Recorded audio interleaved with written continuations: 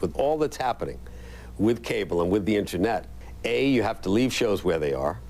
B, you have to nurture them. And C, you just have to leave them alone and let them grow through their natural course. I think the days of the instant hit are over. But just beginning are the days of networks owning more and more of the shows they air. At CBS, for instance, every one of their 6 new series is co-produced by the network.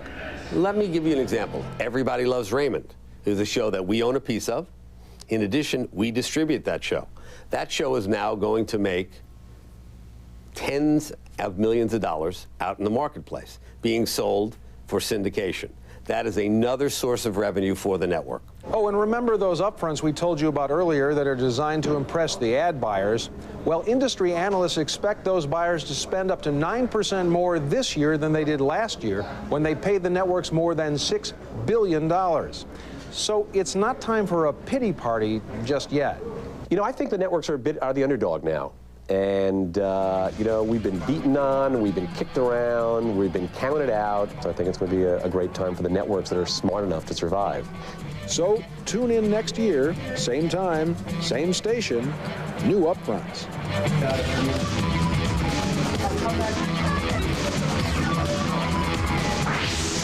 No matter what you're watching, if those commercial breaks seem to be getting longer, well, there's a good reason.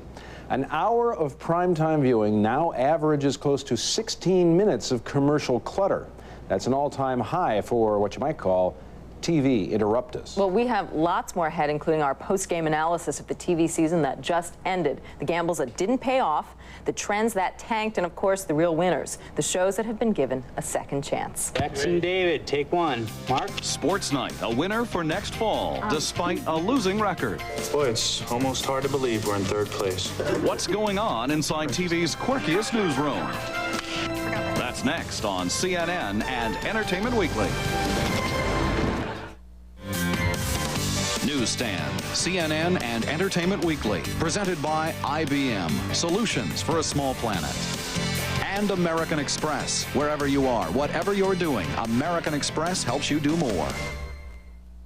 The meeting's Friday. Who's got the charts? Joanne. I'm sitting in for Joanne. Where's Sam? I'm Sam today. Thought I was Sam. No, she's Sam. So when do we see the charts? Wednesday? I'm in Pittsburgh Wednesday. Sam's in Pittsburgh. I'm in Pittsburgh. Sam's in Spokane. I'll be there Thursday. Spokane? Pittsburgh. I'll be here. Who are you? Today you're in real life.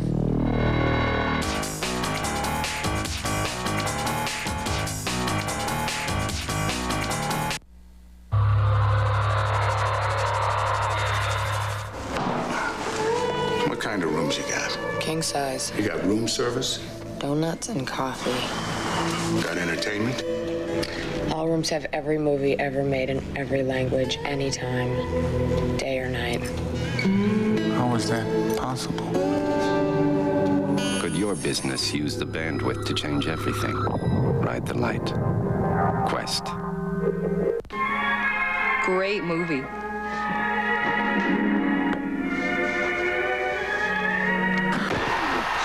Great game. Great movie.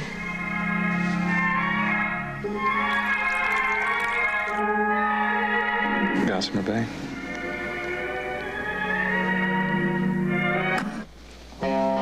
Great idea. Gossamer Bay. Something to agree on.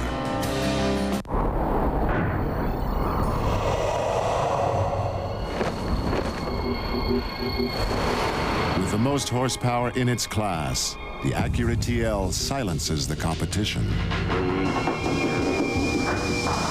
Of course, with its sophisticated sound-dampened cabin,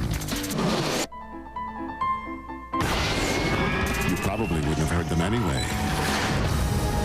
The 1999 TL from Acura.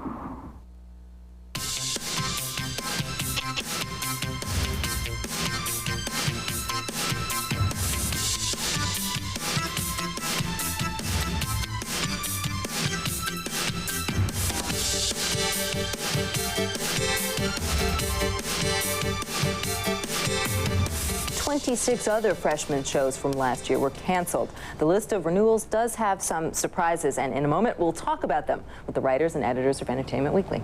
But first, Willow, the story behind one of the shows that got picked for the team last year scored all sorts of points with the critics, never quite won the ratings it needed to be called a hit, but made the cut for renewal anyway. Newsstand's Elvis Mitchell now on the story of ABC's Sports Night. I knew that I wanted to write a show that took place behind the scenes in a sports center, at a sports center kind of show. Buenas noches, amigos. Me llamo Kenny Mayne. ESPN's Sports Center is perhaps as well known for its irreverent promotional TV ads as for its quirky approach to sports reporting. Losing face in Kansas City. Yep, and I could snap at any minute, too. Now it's inspired the critically acclaimed Sports Night, a creation of Pulitzer Prize-winning playwright Aaron Sorkin. Boy, it's almost hard to believe we're in third place. Of everything I've ever written, Sports Night, by far, comes the closest to what I imagined at the beginning, what it was I wanted to do. You think I should apologize? No, but you're going to anyway. Why? Because this is television and this is how it's done. Tell me what you thought when you first got the Sports Night script. It seemed very real. I really believed these people, these characters in this workplace. You have to imagine, Danny, how much I don't give a damn about blown spume. It's flung spume and blown spray, but actually I like your way better. It was the first script that I've read of a half-hour form that I'd ever even been interested in remotely because of that. Oh, we could go to a bar, find some people we don't like, and beat the crap out of them. Heads up. What sets Sorkin, and in turn Sports Night, apart in prime time is the writing. A playwright's innate sense for good storytelling, skillfully marrying drama to comedy, in TV speak, dramedy, oft-times at warp speed. Well, I applaud your initiative. Well, I like that you're moving forward, and while I admire you having climbed Mount Sally, Danny, it's a recipe for disaster. It's no big deal. Moreover, what? You shouldn't tell Dana. There's such violent shifts, I guess I want to say, from comedy to drama, often almost in the same line. And that must tickle you enormously just to sort of play with people's expectations like that. One of the things I'm enjoying about television is that in movies and in the theater, I think I have a bit of a reputation as someone who hugs the middle of the road pretty tightly. It's nice to come to television, do the exact same thing, and be living on the edge all of a sudden. But if you'd have asked me, I'd have told you that Lisa is an angry, unhappy, punishing woman, and in 10 years, there's never been a single moment that has suggested to me she has any affection for you at all. Action. Walk me through the week of doing the show. Showtime, let's go. Every Monday morning, we open up the first page of his scripts, and we're blown away by them. I don't think you should call him. I don't think so either. He'll feel trapped. Yes, he will. You'll look paranoid. I'll look desperate. You'll look very desperate. It won't be attractive. It will not be particularly alluring. And yet, here I go. With all good writing, it's, I find this with Mamet too, it's sort of like, it's like a skateboard, it carries you. You can really rely on it. You went to a woman's apartment, and there you had wine, and there you had sex. You are way off base. That is not what happened, except, yes, that is what happened. Afterward, we adjourn up to my office. I hear notes from the network. There's a fist fight that ensues in the office. Any knife play? Yeah, there's some knife play, there's some gun play. But mostly it's just acrimonious and a lot of shouting. This episode, like every other, is about anything but sports. Jeremy, swallow the eggnog. I just can't. It's a real slow news day. So what happens, Aaron asks the question of himself, well, what would happen on a slow news day here at Sports Night? Action. There's nothing like Tuesdays is noon. Tuesdays at noon, no news. Nothing to keep you guys' minds occupied. Everybody coming in here with their personal problems? As if. I had sex last week for the first time since Lisa and I split up. These characters, first of all, have pretty well-honed communication skills. I guess what I'm trying to say is they don't shut up. You have a very good body, Dana. That's your ass I do. That's right. And you do too. Tell me about it. We're talking about boys and clothes. And trying to figure out what to do about boys and clothes. I know for certain, being an intelligent person, if I do this stuff, it will make me look unattractive and desperate, yet here I go. Fascinating we humans are. We shoot the show for 3 days, on Wednesday, Thursday, and Friday. We shoot most of the show not in front of an audience. On your feet, partner. Let's go. Much has been made over Sports Night's use of a laugh track, a standard for network sitcoms, which Sports Night is not. The show's format and subtle humor is most often compared to The Larry Sanders Show or Ally McBeal, shows which also blend drama and comedy and never use canned laughter. If I can't hear the show, I can't produce the show. They taught me that in producing school. You got 90 seconds. Why do you think the network is so resistant to the show, a comedy not having a laugh track, having to basically ring a bell for the audience? It's like Pavlovian almost. We want to reassure viewers that just because this looks and sounds a little bit different, you're going to enjoy this as much as you do the other half-hour shows that you have on the air. I guess I wonder what you feel about the laugh track. I don't like the laugh track. I mean, pure and simple. I love having the audience here. I don't like the laugh track. ABC, on the other hand, remains partial to it. And I sense that you are! As for the show itself, only time will tell if A Second Coming will breathe new life into it and just how committed the network will stay to the show's success. Do you feel any pressure from the networks in terms of delivering ratings by a certain period? The network has gone out of their way, I mean really gone far out of their way, to tell me and to demonstrate to me that they're committed to this show and that I'm not to worry at all about ratings. Cheers was not a big hit. Seinfeld was not a big hit in its first run. They were different, and I think you just have to be patient. That's Sports Night. See you tomorrow. Good night. Nice show, everybody. Sports Night's creator and executive producer Aaron Sorkin now will be working for competing networks. NBC has put another one of his shows on their fall schedule, a new dramedy called The West Wing, starring Rob Lowe. By the way, Sports Night is and has been a big favorite of the EW writers and editors, and we'll hear from them when we return. Not true? Some of them. Some of them. You've really been wanting a satellite dish, haven't you? You want all the sports, you want all the movies, but you're concerned about the costs, the programming, the installation. Hey, come into Radio Shack. Yeah, we'll explain everything. And now an RCA DirecTV system is down to $149.99. You'll even get a free installation kit and special discounts for local station reception, all with no long-term commitment. Radio Shack, you've got questions, we've got answers. How come creating one document takes two printers? What genius thought of this? You send half a job to the black and white printer, half to the color machine. And you're what? A human collator? Where exactly is this office of the future we keep hearing about? These magic machines of the new millennium. The ones that deliver laser-sharp black text in stunning color, freeing you from that sick two-machine marathon you once called your workday. The Image Glass series from Canon. Here's the future. Let's get to work. The word is about, there's something evolving. Whatever may come, the world keeps revolving. They say the next big thing is here, that the revolution's near.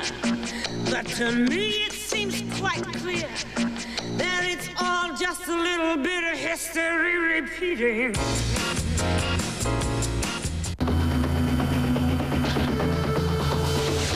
It's been your lifelong dream to own and drive a car like this. Sorry, pal, yours isn't here. And might not be back soon, because you didn't ask your car dealer to install LoJack, the only stolen vehicle recovery system used by the police. Alarms might scare off joyriders, but not professionals. For total protection, get LoJack. If your new or used car's ever stolen, get it back with LoJack. There's no formula for loving your cat, but there is to feeding her. Hill's Science Diet. It's what more vets like Dr. Gretchen Becker feed their own pets. And now with the innovation of new hairball control formula, it's no wonder. It's the first and only cat food with natural vegetable fiber to help control hairballs. So nourish your cat's spirit. Let Science Diet nourish the rest. Now with hairball control formula. Science Diet. What vets feed their pets.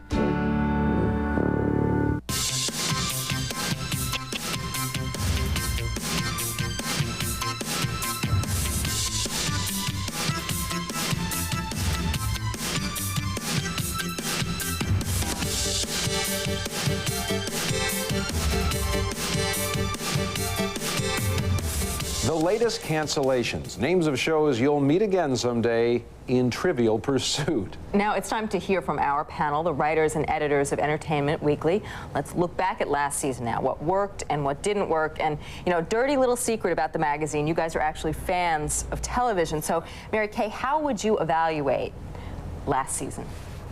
Really? And you know that I love For you television. to say that is I'm huge. obsessed. And to have only watched, say, 5 or 6 hours of broadcast network television a week this season, that's a huge dip for me. And I was very disappointed, not only with the quality of a lot of my favorite shows, but also because it seemed like there were more repeats than ever this year. I felt like TV just stopped. Yeah. It's like appointment television. We showed up. Yeah. We made our appointment. And then we showed up and there were reruns. It was on another time period. What was going on? It's this frantic network pressure to move shows around, high cost of production. They don't produce as many episodes, so they have to slide in a lot of reruns. Just as you're getting absorbed in a storyline on a continuing series, you know, 4 weeks of reruns. By the time it comes back, you don't know where you are. A loss of quality in certain TV in shows. certain shows. What were you referring to? Well, NYPD Blue, Homicide, ER, they all sort of, they didn't engage me as much this year. There were certain shows like The X-Files and Buffy and The Practice, which really maintained this year. Well, I think Rick Schroeder, who came into NYPD Blue, really helped that show. It made me want to watch again, but then I felt like the plot sort of was not engaging. There is no plot. I mean, you know, if I have to go through another dark night of Sipowicz's soul, I mean, please, that's the problem. I never thought I'd say this, but that show is all about character, and I think, you know, I don't need to know that much. They've explored every facet of that character now. Given you thought it was a thumbs down season, did any network improve its position dramatically? Did anybody lose? Well, the WB is the only one that grew, but I mean, even the WB, I mean, much as I loved many of their shows, A few minutes. it's become like a ghetto for white teenagers now. I mean, it's just so across the board. And next season, it's only going to get worse. I mean, all of their shows are ripoffs of their hits now. So it's like nonstop adolescence. Well, it seems like the whole, all 6 networks, that's what they're aiming for. I mean, I don't want to see any more whiny 25-year-old kids who hate their parents and don't have jobs. I mean, that's what it's becoming about. I mean, lived through that. I mean, we want to see, you know, they have to change the paradigm of the way they do business. It's as simple as that. But it seems as if they are starting to do that, because if you look at last season, the shows that did pretty well came on as mid-season replacements. Is that a strategy that we will see more of? Because that's the time when people who have more individual visions, the producers that have quirkier, more chancy shows, that's when they get their shot. A show like It's Like You Know had this very distinct sensibility about L.A. That's what's so great about L.A. You don't even have to be interesting. You know, that's the time when they take risks, not in the fall when they announce those schedules that are very conservative and appealing to the widest audience. audience. Clutter then either. I mean, when they come out, it's like 4 shows are coming out, and you can really, you get a chance to kind of really watch the show as opposed to this constant noise of new stuff. But the other thing was when you watch something like Sopranos on HBO, that really showed how TV should be done. You see the success of The Sopranos having some kind of effect on network television? Not for a while, but they should take. They have to change the way they do business. You can't say we're going to set ad rates in 3 months, November, February, May. What do you do, 22 shows a year? Throw 11 of them into those 3 months. What do you got for the other 9 months? You have to run reruns. This artificial sweep stuff just drives viewers crazy. It's the single biggest complaint I hear from readers. As we sit here critiquing television, I guess it begs the question, do critics even matter anymore? Because, for example, Providence, huge hit, but the critics dismissed it. It was not a critical favorite. And you could make the argument about Sports Night to a lesser degree. Right. Ask him. Yeah. Hey, I'm the critic on the panel, and I matter. Critics are important in the sense that they can call attention to shows. Critics called attention to The Sopranos. Critics called attention to Sports Night.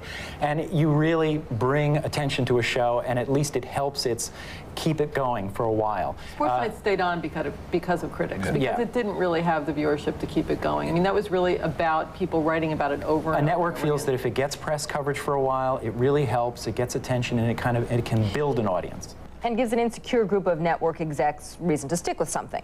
Yes, they can point to, they can point to a good review and say, see, this guy said it was good, so somebody here. And that would be you. Yeah. All right. Thank you all. When we come back, we'll talk cable, the place where TV goes to have a little fun. Coming up next, primetime sure has changed. We know you like to watch, but are you ready to sing. We'll take you where TV executives go to roll the dice with some pretty dicey programming when CNN and Entertainment Weekly returns. We started this business with a green thumb, a vivid imagination, and a lot of hard work. But before long, I could see we needed help, financial help. So I called American Express Small Business Services. They helped us with equipment financing so we could keep on growing. And with the corporate card, we finally got a handle on expenses. 1-800-SUCCESS was the best call we ever made. With American Express, we've learned what it's like to have a partner you can count on. And a brother. Am I the only person on the planet without a wireless phone? Okay, I know I have to get on the internet. Okay, but how do you get on that thing anyways? And if I have email, do I need voicemail? How much mail does a person actually need? There's a Sprint store in over 5,000 Radio Shacks. Okay, I can answer all that, but there's one thing I need you to do. What? Breathe. It's not just about how close we are to where you live. It's about how close we can get to the way you live. Isn't that the point of contact?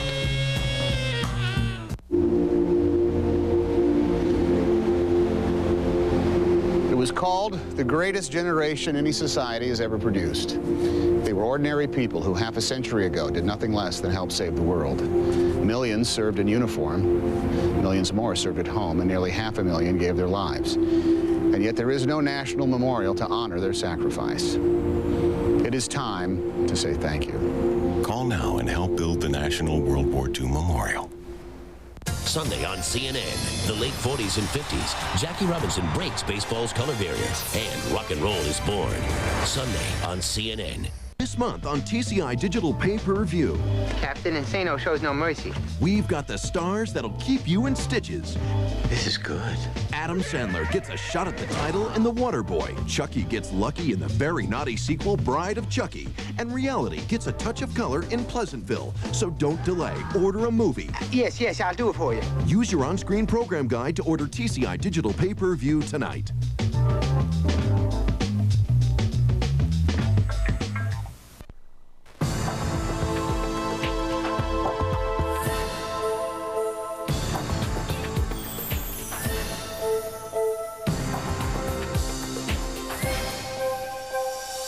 Car and Driver voted the Subaru Forester #1 in its class.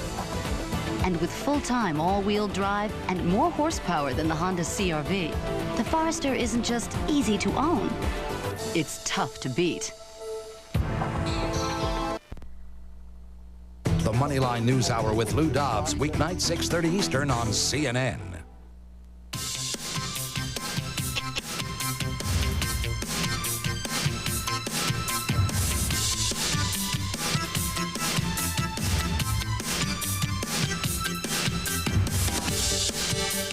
Welcome back to CNN and Entertainment Weekly. We've got a lot of ground still to cover here on our special hour dedicated to The Tube. We'll put the writers and editors of EW on the spot. What about those shows from last season that they really loved? Did viewers feel the same way? But first, our television universe expands every year as cable channels proliferate and continue to attract an ever-growing audience. So what's everybody watching? Sopranos, Rugrats, wrestling, and oh yeah, more wrestling. Those programs and others have created the hot TV buzzwords: niche programming, programming with an edge, branding. Did I mention wrestling? We've asked Newsstand's James Hattori to click his remote and tune in to the world of cable.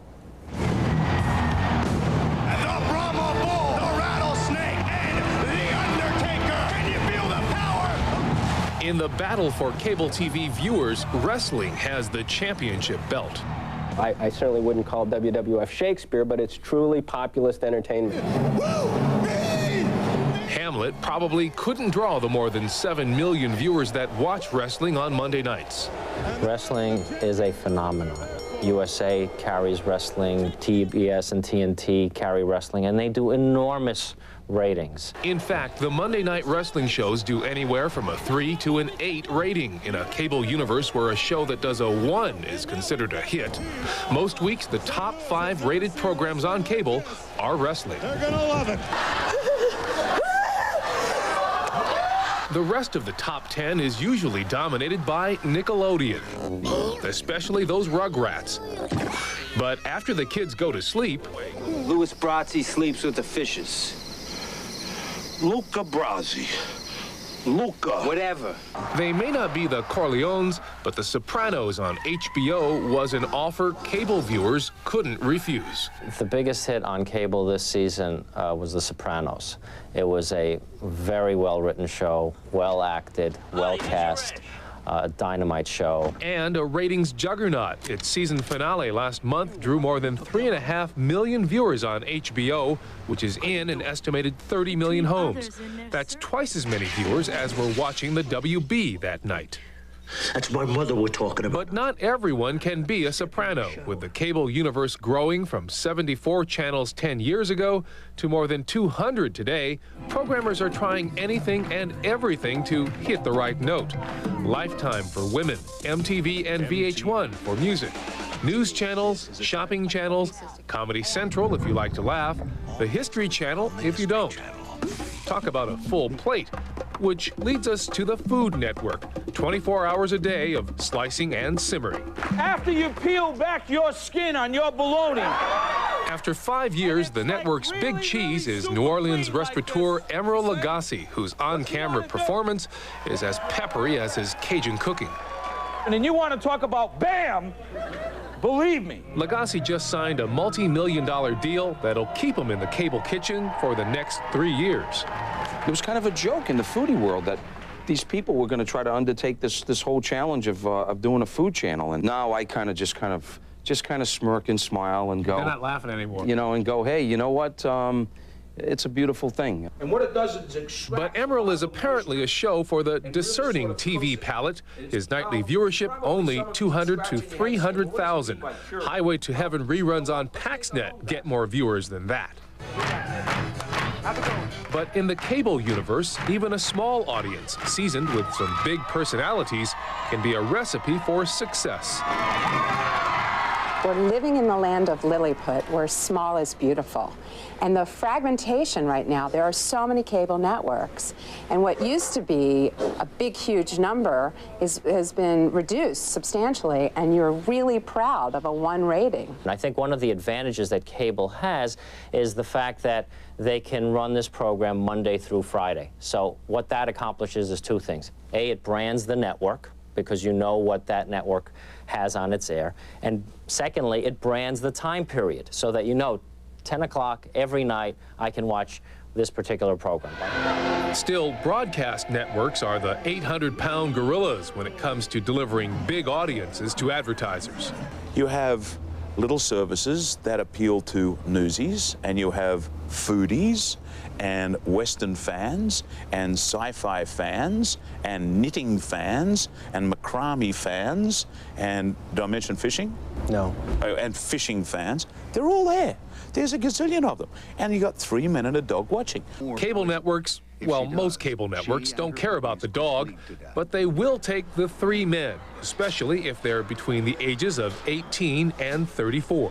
This younger male is elusive. I mean, we've all read in the trades and in the newspapers how the younger male demo is leaving television.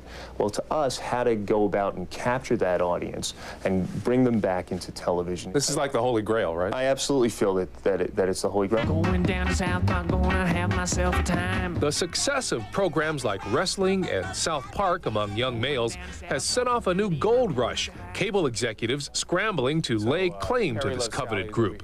Now, we're not being sexist. Statistics show women watch more TV and more kinds of shows. And the basic tenet of entertainment. Women will watch male programming. Men are a little more reluctant to watch female programming, and I hope we can take advantage of that.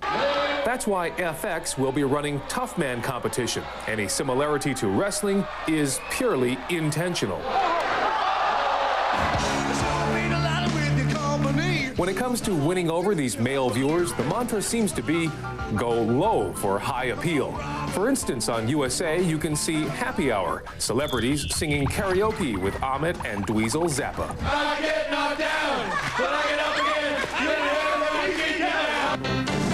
It's the Man Show. On Comedy Central, it's The Man Show. The title says it all. That is what this show will be. a joyous celebration of chauvinism. But advertisers warn these networks high-end sponsors may not go for this lowest common denominator programming. It's possible to reach men in these other shows, but not every male-targeted advertiser necessarily will move to that area. With more than 200 networks showing everything from perverted puppets... You've got some serious hooker problems. We all got hooker problems, don't we?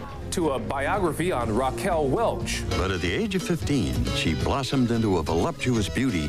And cable would seem to have something for everyone. But if you still can't find a channel you like, don't worry, more services are just over the horizon.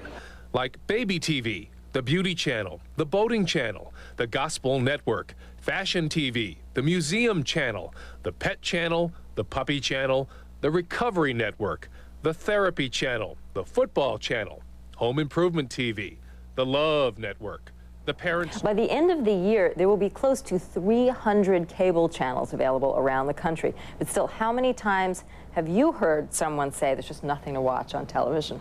Well, when we return, more from the writers and editors of EW with a look ahead to the new fall season. CNN and Entertainment Weekly, presented by U.S. Satellite Broadcasting. You've never seen movies like this. We started out a pretty small business, but it sure wasn't small to us. We needed help, financial help. That's just what we got from the people at American Express Small Business Services. We got equipment financing for bigger stoves and faster computers, a line of credit to keep our cash flow flowing, plus the buying power to help our business grow. 1-800-SUCCESS was the best call we ever made. Like my father says, you can do anything you set your mind to, but you can't do it alone. He's right. Health experts say to drink 8 glasses of water a day. Yep, 8 full glasses of water every day. So make it great tasting filtered water right from your Whirlpool refrigerator. And hey, it even reminds you when to change the filter. Water like you'd expect from a bottle from Whirlpool. Now that's a good thing. Of course, you can't have too much of a good thing. Whirlpool, a job well done. Hello? Hi, it's Sorkin, remember? How you doing? Good. Good. Being good is good. Sprint, we know it's not just about the clarity of every call. So what you're saying is you want to go out. It's about hearing what goes unspoken. Isn't that the point of contact? Yeah, I mean, if you want to go out. You want something packed and shipped the right way? 3 words: mail, boxes, etc. We do this every day. We're the professionals. You've got to use the right stuff. We can be your company's packing and shipping department.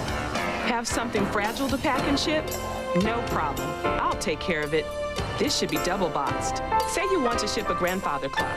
Make 1 phone call to me and it's handled. Big or small, we ship it all. Mailboxes, etc. We're making business easier. We're making life easier. Critics are calling The 13th Floor sci-fi noir in the tradition of Blade Runner. A stunningly original thriller with enough twists and turns to keep you guessing. The 13th Floor, rated R. Opens everywhere tomorrow. CNN in Time, part of CNN's primetime news magazine series, Sunday and Monday at 8 Eastern. CNN in Time, insights on the day's top stories and the hard-hitting issues of our age. CNN in Time, Sunday and Monday, 8 Eastern on CNN. Sunday on CNN. Celebrate this century. The late 40s and 50s. A man named Robinson breaks baseball's color barrier. In the wake of a devastating Holocaust, the Jewish people gain a homeland. Jonas Salk finds a vaccine for polio. One bowl of honey. And rock and roll is born. These are the powerful stories that have connected us to each other when we celebrate the century. Sunday, 9, 8 Central on CNN.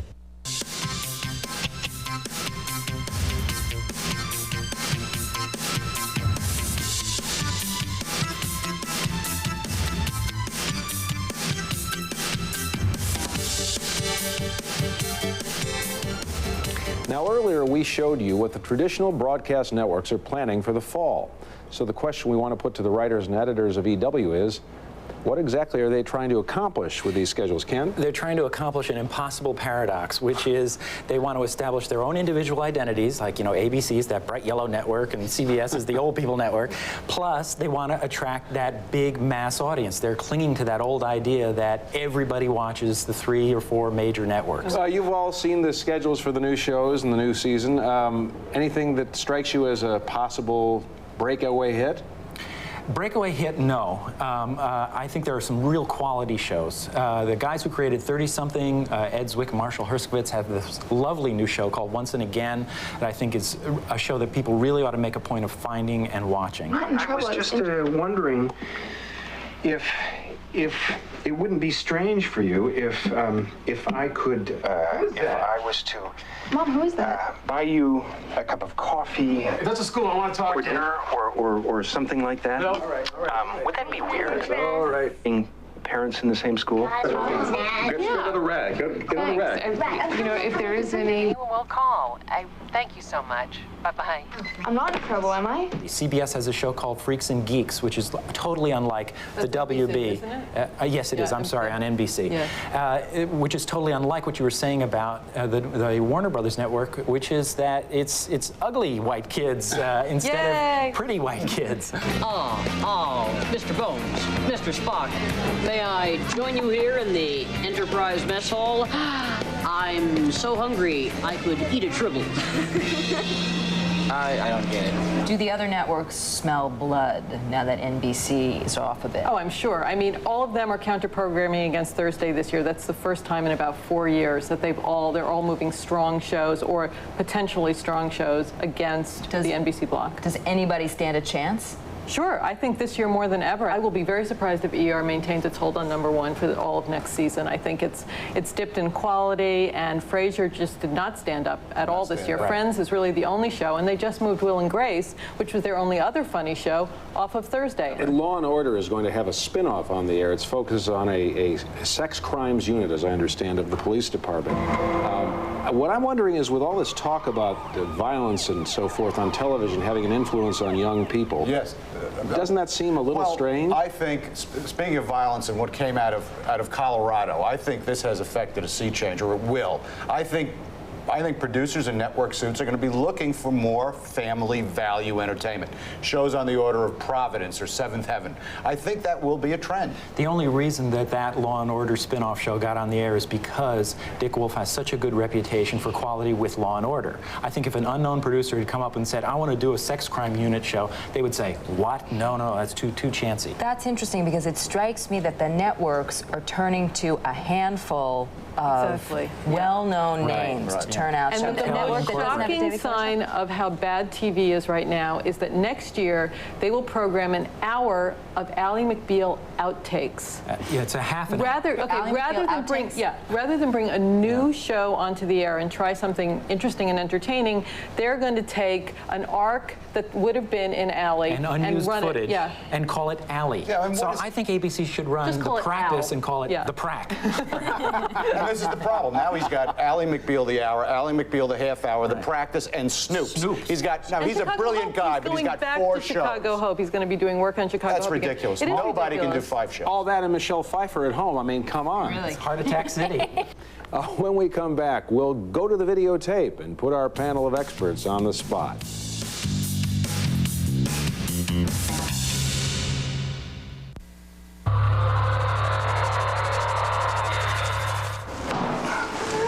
What kind of rooms you got? King size. You got room service? Donuts and coffee. Got entertainment?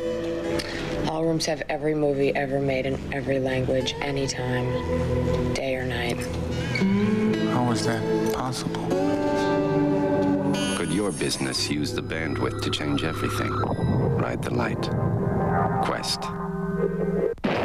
Our world is constantly changing, so CNN Newsroom is changing the way students look at their world. Newsroom delivers a half hour of commercial-free news and features to classrooms each day, giving the day's top stories meaning with background and history, while daily features bring school curriculum to life. Easy-to-use classroom guides are on the World Wide Web, and it's all free. Teachers, enroll in CNN Newsroom today, because learning never stops, neither does the news.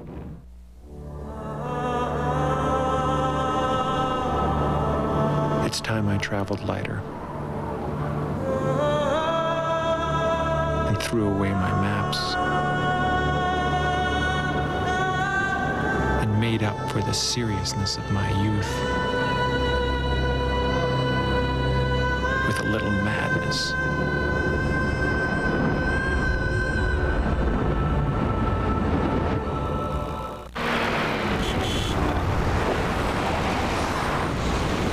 You an investor?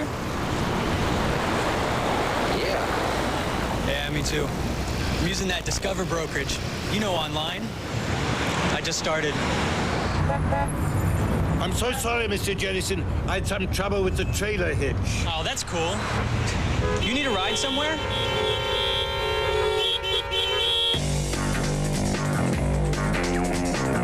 Now, get breaking news.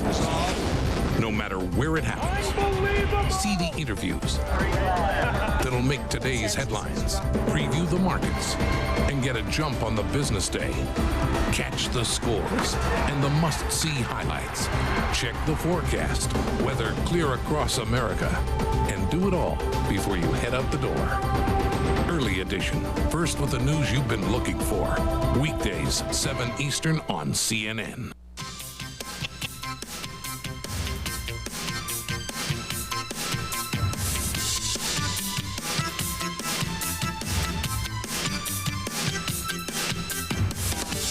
Before we go, we thought we'd take a look back at the shows our EW panel said they loved last year. Here they are. Buffy the Vampire Slayer? I like Law and Order.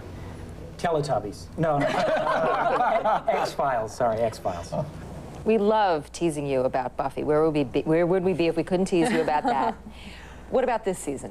Well, not to sound like a broken record or anything, but Buffy has a spin-off, Angel, which is about her boyfriend, the vampire, going off to L.A. And? He's going to be a detective. That sounds plausible, doesn't it? And we all can't wait. Well, you know you love Buffy, too. Absolutely, I love Buffy. I also like, among new shows, I like this Once and Again by the creators of My So-Called Life. I'm going to be front and center for that. I think this show on NBC Freaks and Geeks has real possibilities. Judd Apatow, who used to work for Larry Sanders' show, is behind that. I think that could be good stuff. No, I think, no, I'm going to wait before I say anything about anything. They've got to prove themselves. They have a long way to go before they can beat The Sopranos, which I think may have surpassed Law and Order for me. Oh, okay. Got to win Pete back. Okay, we'll just have to come back in a few months to see if we've learned anything about this unpredictable business. I want to thank the panel. That includes ladies first, Mary Kay and Ken and Pete. Thanks to all of you. I think the McLaughlin Group is losing some sleep. Next week on CNN Entertainment Weekly, he's cable TV's new $1 million baby. In 7000 BC, Serbia was formed by the warring tribes of Fire Good and Rock Hurt. Is it still exciting for you? Or do you get on stage and think, you know, everybody hurts? Right. So I thought I'd offer the Pope a quick word of advice. What's up, JP? First things first, tomorrow, open with your A stuff, a grabber. Something catchy, and not a prayer, that's a downer. Where did Jon Stewart learn to be so funny? Where else? High school. This is the creepiest thing I've done in 10 years. And we're there when he returns to the scene of the crime. I will get that paper in. That's next week in our new time slot, 8 p.m. Eastern, 10 p.m. Pacific. And don't forget CNN and Time on Sunday and Monday. Tuesday, People Profiles, Brooke Shields. And Wednesday, CNN and Fortune. Until then, for all of us at Newsstand, good night. Thanks for joining us. Good night.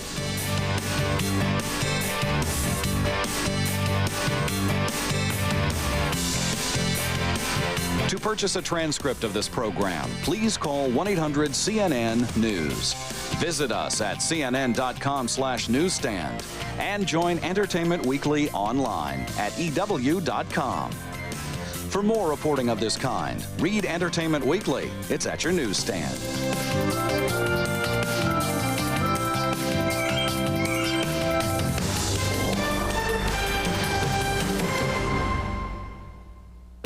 Every week, Entertainment Weekly, the magazine, brings you the latest news and reviews on TV, movies, music, and more. Pick it up wherever magazines are sold or call 1-800-538-0100 to subscribe. Did you know Elizabeth Jarman? Can't say I did. No. Oh, yes, I did. A bit of a bowler, Elizabeth was, back in the old days. Excuse me, did you know Elizabeth Jarman? She was ladies' captain in 32. I have a photograph. Oh, I have mail. At Sprint, we know it's not just about linking millions of people on the internet. It's about looking into someone's eyes and seeing who you are. Isn't that the point of contact? Need any help? Absolutely fine, thank you. Are you lost? Grazie. Where is Cafe Van?